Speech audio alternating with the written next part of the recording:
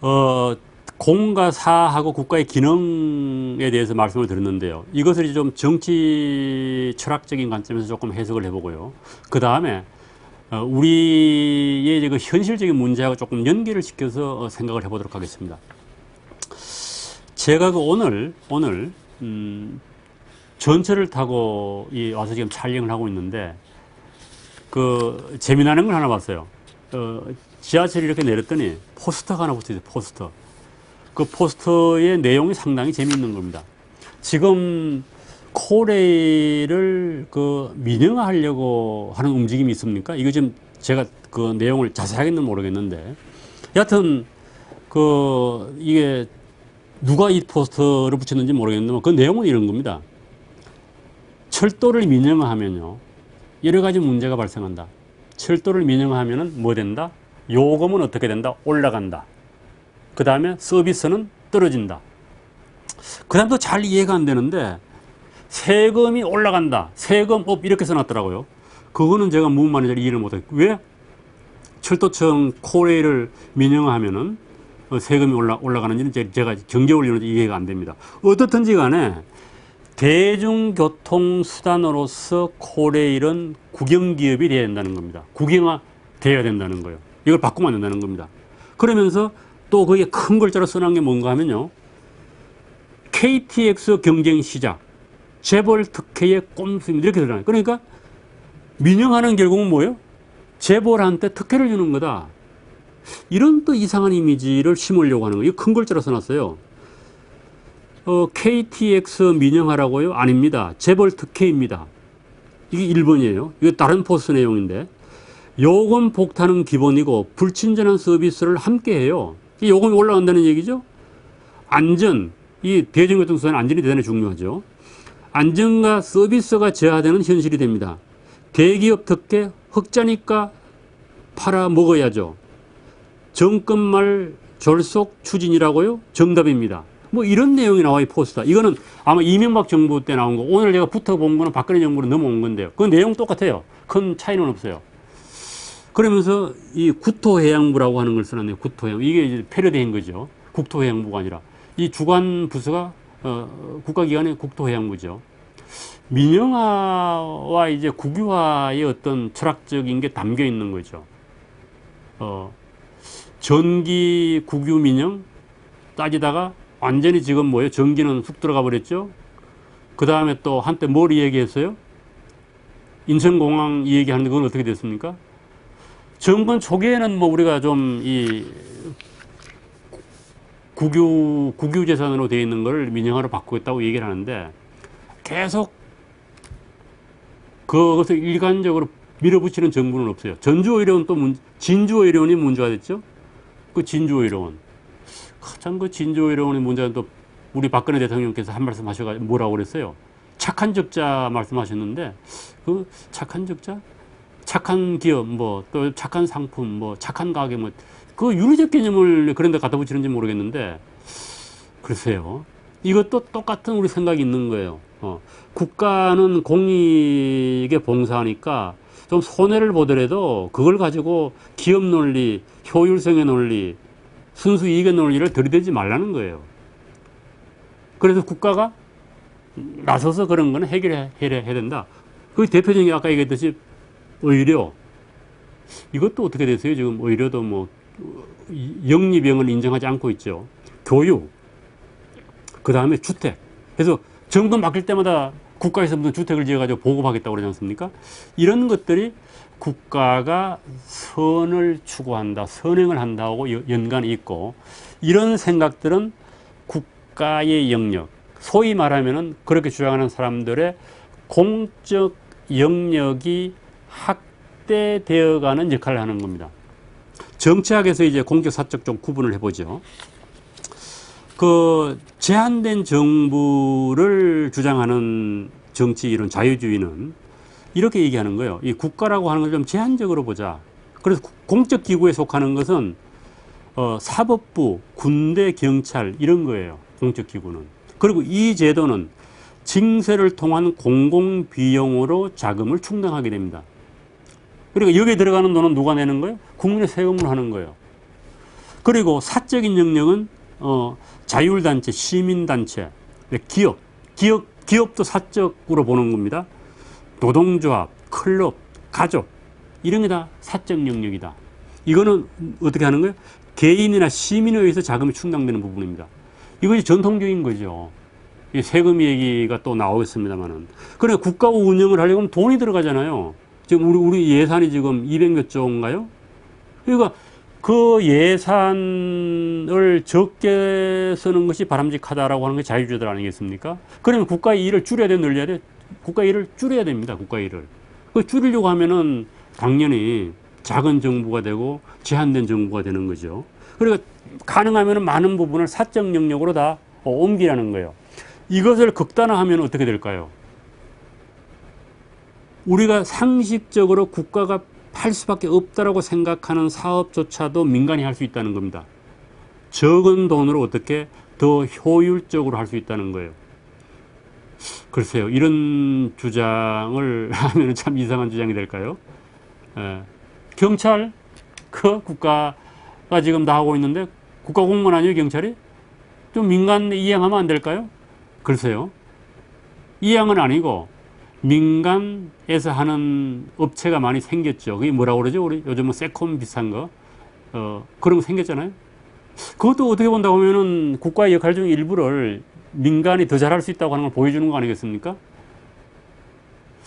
가장 어떤 논쟁이 되고 이게 논란이 많은 것이 국방 같은 거예요, 국방. 이 국방을 민간에 맡긴다. 이거에 대해서는 상당히 위험한 발언을 하는 겁니다. 그러나 좀 따지고 보면은 그런 측면이 없는 거 아니에요. 실제로 미국은 상당 부분 지금 하고 있습니다. 외부 용역으로 하고 있어요. 제가 그 카츄샤를 면회 간 적이 있는데, 미국 부대예요.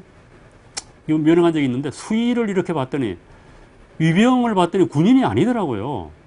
민간인이에요. 용역회사에서 나와가지고 그 문을 지키고 있어요. 그리고 들어가 봤더니 스타벅스도 있고요. 뭐 음식점 있는 거 다 민간 영역이 아줌마들이 왔다 갔다 하면서 보고 배급하는 겁니다.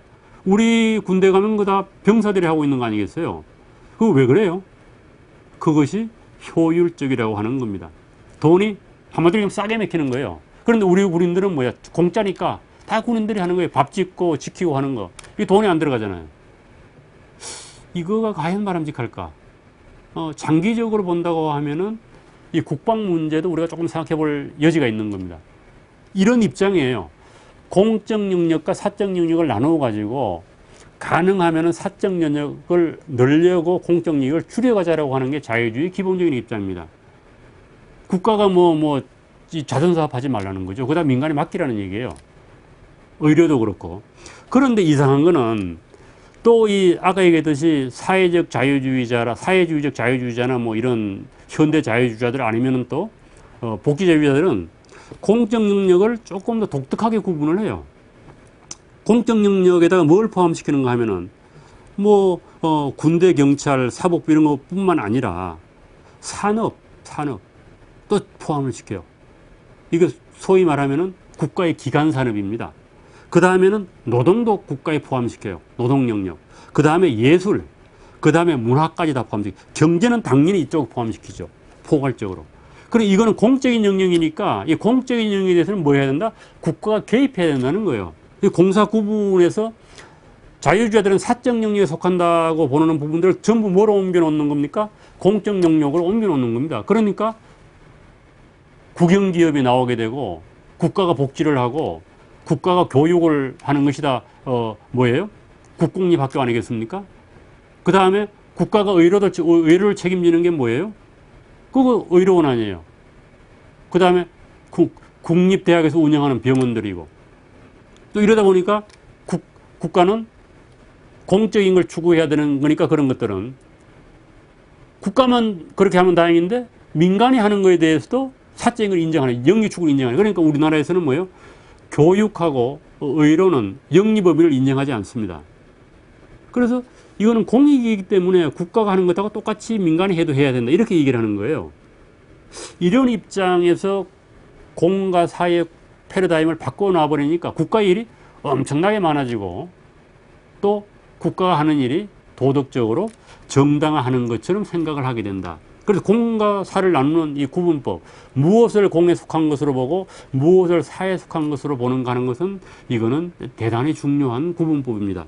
그럼에도 불구하고 현대의 우리 식으로 하면 좌파라고 얘기할까요? 아니면 복지자본주의자들, 평등주의자들은 끊임없이 국가의 영역을 확대하고 국가는 공적인 일을 수행하기 때문에 거기에다가 더 많은 일을 하면 할수록 공적인 혜택이 늘어난다라고 하는 주장을 전개하고 있는 겁니다. 그 구분은 아까 얘기했듯이 똑같은 거예요. 공적인 것은 공공이익을 창출하고 하니까 국가가 하고, 사적인 것은 사적 이익을 추구하니까 그거는 개인이 하라. 그래서 개인의 이기심을 추구하는 영역을 줄일수록 좋은 세상이 된다라고 하는 철학이 그 속 안에 들어가 있는 겁니다. 이제 이런 거에서 가장 핵심적으로 나온 게 이제 소위 말하면 국영기업입니다. 우리나라가 뭐 그간에 국영기업을 뭐 이렇게 좀 껍질만 바꿔가지고 민영화를 많이 했죠. 전매 사업을 했던 뭐죠? 전매 사업 했던 것도 국영기업화였고, 다 기업화를 했어요. 형식. 전화도 뭐 KT 이런 식으로 했습니다만은 실질적으로 주인은 국가죠. 그런데 이런 것은 국가의 기관 산업은 중요하기 때문에 민간이 아니라 국가가 직접 운용해야 한다고 하는 얘기입니다. 국민 전체의 이익과 밀접한 연관이 있는 산업은 국가가 직접 관장해야 한다. 그리고 국유기업의 탄생이에요. 물론 이제 또 우리는 뭐라고 생각을 해요. 국유는 공익을 하니까 민간에 맡긴 것들도 마음에 안 들면 국가가 개입을 하잖아요. 그게 뭐예요? 가격을 국가가 통제하는 겁니다. 착한 가격을 만들자는 거예요. 뭐 자유주의 정부다 아니면은 뭐 신자유주의 정부의 앞잡이더라고 욕을 먹었던 이명박 정부도 뭐 했어요? 말년에 국가가 가격을 200몇 개인가를 정해가지고 국가가 관리를 했잖아요. 이것도 다 똑같은 생각에서 나온 거예요. 국가가 직접 생산을 하지 않지만은 국가가 그것을 관리할 책임은 있다, 가격을. 공공요금은 다 국가가 관리하고 있습니다. 또 그렇게 하면 시민들은 좋아해요? 좋아하지 않아요? 좋아하잖아요. 가격 싸다고. 세상에 공짜가 없다고 하는 건 몰라요? 그러나 국영기업은 공산주의 국가에서 보는 바와 같이 비효율적이고 시민의 필요를 충족시켜주지 못합니다. 그리고 장기적으로는 공짜가 없잖아요. 그걸 누가 뒤집어 써야 되겠죠. 결국 국가가 공익을 대변하는 게 아니라 가만히 들여다보게 되면요, 국가는 특정 계층의 이익을 대변한다는 겁니다. 아까 철도청 뭐 했는데 그 누구의 이익하고 맞아떨어져요. 서울 지하철 같은 경우 적자가 심하잖아요. 계속 노조가, 강성 노조가 운영이 돼가지고 철도청도 똑같습니다. 그건 어떻게 보면 1차적으로는 거기에 속한 사람들의 이익을 대변하는 겁니다. 그래서 계속 외치는 사람들이 누군가 하면 그런 이익의 당사자들 아니겠습니까? 이건 제가 단정적으로 얘기할 수 없습니다만은 진주의료원 같은 경우도 문제가 된 게 누구예요? 진주의료원을 찾아오는 환자들의 복지가 아니라 전체적으로 보게 되면 진주의료원에 소속된 직원들과 의사들의 복지를 지금까지 보장해 줬던 거 아니겠습니까? 그렇게 되면 그 국가가 착한 적자가 있다라고 하는 말을 통해 가지고 관리를 하게 되면 그건 결국은 누구 이익을 대변하는 거예요? 국민의 이익이 아니라 특정 집단이나 특정 개인의 이익이라고 하는 얘기입니다. 그럼에도 불구하고 계속 뭐예요? 민영화 반대하는 사람들은 재벌에게는 민영화, 꽃화자를 썼어요. 민영화는 재벌에 꽃을 주는 거고, 국민에게는 민영화, 화할 때 화자를 써서 민영화는 국민에게 하가 된다. 요금도 올라가고 사고도 올라가고 세금 부담도 올라간다. 뭐 이런 얘기입니다. 그러나 조금 더 뜯어보게 되면요, 이건 제가 2011년도 통계를 가지고 왔는데, 갈수록 늘어나는 서울시 철도공사의 적자. 2007년도에 2,548억 원이었다가 2011년도에 2,822억 원으로 늘어나고, 물론 그 사이 조금 줄었습니다. 늘어나고 이 적자는 계속 누적이 돼요. 뭐 어떻게 보면 우리 철도 요금 싸지요. 일본이라든지 하다못해 일본만 나가보다 대단히 비싸요. 전철도 되게 비쌉니다. 일본은. 버스는 말할 것도 없고. 그런데 우리 왜 이렇게 싼가? 이거 한번 생각해 본 적이 있습니까? 왜 쌀까요? 왜 싸요? 싸니까 무조건 좋다고 봐야 됩니까? 그 다음에 의료원, 이거는 우리 사회에 부각이 된 건데, 지방의료원 누적적자 순위가 나왔는데요. 진주의료원은 양호한 편이에요. 서울의료원이 709억 적자입니다. 누적이니까 적자의 누적이니까 계속 지금까지 적자가 709억. 군산의료원은 536억이고요. 인천의료원은 466억. 삼척의료원, 강원도에 있는 삼척의료원, 속초의료원은 256억, 255억. 여긴 인구가 적으니까 적자폭이 적은 거겠죠. 이렇게 본다고 하면 적자가 계속 늘어나요. 공공 부분에서. 이거는 뭐 어떻게 보면 세발의 피해예요. 요즘 최근에 또 문제가 된 게 뭡니까? 지방자치단체의 적자입니다. 빚이에요. 몇 10조 뭐 웬만한 데는 몇 조 원 다 있죠. 그건 좀 우리가 충격을 받았는데 미국의 디트로이트가 파산 선고를 했죠. 그거 어떻게 되는지 모르겠어요. 지방자치단체가 파산 선고를 하면은. 이거 참 어려운 일입니다. 그리고 우리가 이제 싸다고 좋고 무료라고 좋다고 생각하는 그 판국에 결국 파산으로 이어지는 겁니다. 이거 어떻게 통제할 수가 있어요? 어떻게 이걸 막을 수가 있어요? 공공부문 부채는 이게 선거 때마다 조금 쟁점이 되다가 쑥 들어가 있는데요. 제가 이거 봤더니 공공부문 부채, 이거 일반인들은 관심도 없어요. 지금 등 뜨시고 배부르면 된다고 생각해서 그런지 일반 정부 부채하고 공기업 부채를 합쳤는데 이게 단위가 지금 조원인 것 같아요. 조원. 그래서 1000조가 넘었어요. 1000조가. 이건 계속 늘어나는 추세입니다. 늘어나요. 이거 국민들 별로 관심이 없습니다. 그리고 가계에서도 계속 빚이 늘어나가지고 지금 가계 부채가 1000조가 넘었다고 그러지 않습니까? 이거 문제가 아니에요? 왜 이런가 하면요. 국가가 공익을 추구하다 보니까 그거보다 빚이 된 거예요. 국가가 공익을 추구하다니까. 또 그 빚을 또 국가가 좀 부추기는 측면이 있습니다. 개인에 대해서.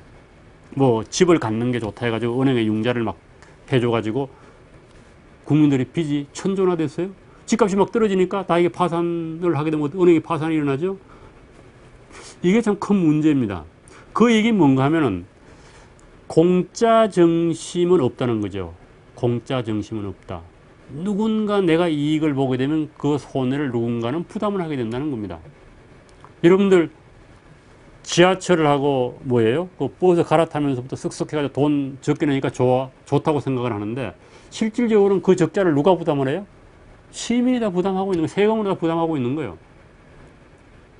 경춘선에 ITX라고 하는 새로운 열차가 생겨가지고 춘천 시민들하고 거기 지금 민자가 들어온 건데 이게 막 많았어요. 가격을 싸게 하라, 비싸게 해라. 그러다가 요금을 정해놓고 지금은 할인을 해줍니다. 한 20, 30% 할인되죠. 그래서 실질적으로는 개인이 투자했을 때 민자라고 그러죠. 민자가 투자해가지고 얼마의 수익성이 있을 거라고 하는 것을 정해놓고 그 수익이 안 되면 국가에서 그걸 세금으로 보전을 해줍니다. 지금 저기 인천공항 가는 철도 그 처음에 만들었다가 민자 유치했잖아요. 그러다가 그거 어떻게 했어요, 지금? 국가에서 인수했잖아요. 철도공사에서 KTX, 코레일에서 인수했나요? 왜 그런가 하면요. 적자폭이 너무 크니까 아예 인수하는 게 낫다는 생각을 한 겁니다. 그런데 이걸 또 심리적으로 잘 살펴보게 되면은 이익은 직접적으로 우리가 보는데 그 이익을 본 것만큼 손해를 부담하는 것을 이렇게 분산이 돼가지고 몰라요. 누가 부담하는지. 그러니까 세금을 내는 사람들은 저항이 없고 실질적으로 이익을 보는 사람들은 철도요금을 올린다든지 공공요금을 올리면 적극적으로 반응을 보여서 집단적인 이익 유출로 나오니까 정부도 그것을 어떻게 할 수가 없는 거예요. 정치적으로 본다고 하면. 세금 더 올리겠다 그러면요. 그 정권은 다음에 정권을 잃게 됩니다. 이거는 역사적 사실이에요. 감세가 아니라 정세를 강력히 주장하고 정세를 시행한 것들은 다 정권을 잃었습니다. 그래서 정치권은 어떤지 간에 5년만 살면 되고 4년만 살게 되니까 임시 변통적으로 계속해서 빚을 내더라도 아니면 국가 부채를 늘어나더라도 또 세금 부담은 거부감이 있으니 그걸 뭐로 바꾸죠? 채권으로 바꾸게 됩니다. 공채 발행을 하는 거예요. 이래가지고 눈가림을 하는 사이에 국가 부채는 점점 늘어나는 거죠. 개인도 똑같아요. 개인도. 아담 스미스가 도덕 감정론인가에 보면 이런 얘기가 나와요. 행복의 조건을 몇 가지 얘기하는 그 중에 하나가 뭔가 하면은 빚이 없을 것. 이런 얘기를 빚이 없을 것. 그거 참 경제학자다운 얘기인가요? 빚이 없어. 빚이 없으면 개인이 행복하다는 겁니다. 국가도 똑같지 않을까요? 빚이 없는. 그러니까 벌어서 지가 감당할 만큼 써야 되는데 소비는 미덕이다가 돼가지고 국민도 막 빚을 내가지고 국가도 막 쓰고 국민들도 막 빚을 내가지고 막 쓰고, 이거 우리가 아담 스미스 말에 좀 귀를 기울여 볼 필요가 있지 않는가 하는 생각이 들어요. 그래서 결국은 이 공기업이 공익을 대변한다고 하는, 따져보게 되면 공익을 대변하는 것이 아니고 특정 집단이나 특정 개인의 이익을 대변하는 것이 국영기업, 공기업이라는 거예요. 겉으로는 다 뭐예요? 공익을 대변한다고 얘기하죠. 그리고 결국 공익을 대변하는 사이에 적자폭이 늘어나면 그 적자는 누구의 몫이에요? 국민의 몫이고 미래 세대의 몫이 됩니다. 미래 세대가 참 막연한 얘기죠. 미래 세대는 투표권도 없어요. 19세 이하는 투표권이 없잖아요. 그래서 그냥 뭐 초등학교 이상의 투표권을 줘야 되는 게 아닌가. 자기들의 미래 운명하고 연관이 있잖아요. 빚이 늘어나면은. 국가도 일종의 이익단체라고 하는 얘기고, 이런 사실은 최근에 발전한 이론인 공공선택 이론이 잘 보여주고 있습니다. 실제로 전통적으로 공익과 사익을 나누고 국가는 공을 대변한다고 말하는, 그게 아니라는 겁니다. 국가도 사익을 대변하고 이익단체의 이익을 대변한다. 결국 국가는 공익을 구현하는 집단이 아니고 결국 사익에 휘둘리는 집단이다. 이것이 오늘날 상당 부분의 정치 주자들이 인정하는 겁니다. 그래서 결론적으로 얘기한다고 하면 이 공과 사의 이런 구분에 우리가 빠지면 안 된다는 겁니다. 공과 사의 구분에 빠지면 안 되고, 아담 스미스가 얘기를 했듯이 이 사에 속한 부분을 활성화시키는 것이 나라가 발전하는 길이라는 겁니다. 그 뭐 인간의 본성적으로 인간에게는 자기 처지를 개선하려고 하는 그런 본능이 있기 때문에 그 본능을 활성화시켜야 한다고는. 그런데 국가가 자꾸 나서면은 그 본능이 죽어버린다는 거죠. 창조 안 한다는 겁니다. 그래서 국가가 요즘 창조 경제를 뭐 주도한다고 하는데 잘 될지 모르겠습니다. 그리고 기본적으로 보게 되면은 공과 사에 얽매여 가지고 공적 부분을 자꾸 늘려가고 국가의 거대 국가를 만들 것이나 그걸 점점 줄여야 된다고 하는 얘기입니다. 그리고 국영기업도 빨리 민영화해가지고 부채를 줄여야 돼요. 이거 미래 우리 자손들한테 얼마나 많은 빚을 물리려고 그런지 모르겠어요. 이런 관점에서 본다고 하면 모든 것은 수익자 부담의 원칙에 따라서 혜택을 보는 사람이 그것에 부담을 해야 됩니다. 이 자유주의 기본의 원리 가운데 하나입니다. 수익자 부담의 원칙. 이것하고 우리가 맞물리 생각해야 될 게 공짜 정신은 없다. 누군가는 부담을 하게 돼 있는 겁니다. 이 두 가지를 우리가 유념해서 본다고 하면은 국가는 공을 구현하는 집단이고 개인은 그렇지 않다라고 하는 것이 하나의 잘못된 미신일 수 있다고 하는 것을 알 수가 있는 겁니다. 빨리 미신에서 깨어나야 합니다. 감사합니다.